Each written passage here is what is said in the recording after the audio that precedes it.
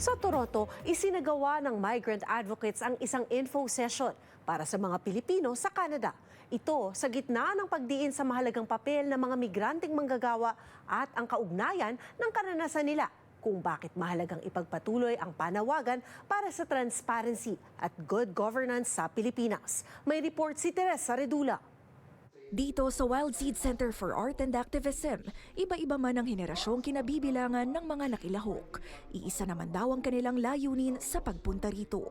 Stay updated about what's happening in the Philippines. It's important to kind of understand the ways in which the Filipino community can be better engaged on issues concerning the Filipino people. Isinagawa ng grupong Tama Na Koalisyon ng isang community info session, kung saan idinitalye ng mga opisyal mula Philippine Consulate General sa Toronto ang mga consular services, basic government structure at budget process. So gusto naming mapaabot sa ating mga kababayan dito sa Toronto, not only in the Toronto but in other parts of course Ontario and Manitoba, which is the jurisdiction of the Philippine Consulate General in Toronto. So may mga serbisyo na hindi pa gaanong nalalaman ng ating mga kababayan. Halimbawa, meron supposedly na action fund ang Migrant Workers Office para sa mga distressed workers.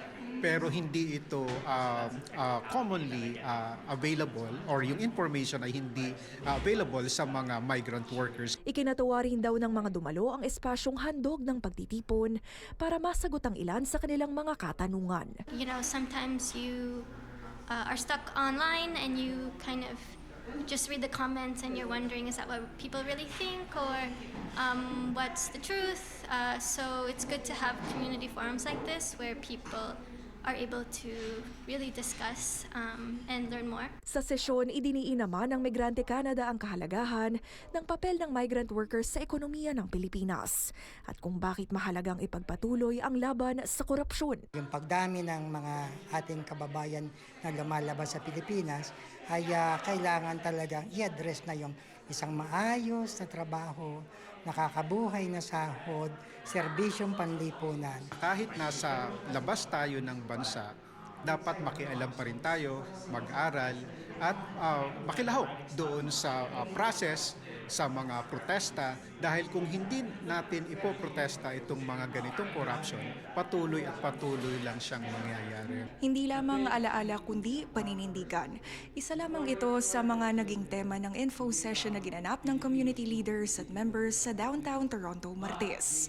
Ilang araw bago ang ika-40 taong anibersaryo ng EDSA People Power Revolution sa Pilipinas. Unfortunately, marami ay kinalimutan na ito, no? Dahil nga kapag ka nasa ibang bansa ka, focus ka doon sa trabaho. Pero kung ganun yung magiging attitude natin, hindi talaga matitigil itong corruption. Nakatakda ring isagawa ang isang commemoration ng ika-40 anibersaryo ng People Power Revolution sa linggo February 22 sa Workers Action Center sa syudad.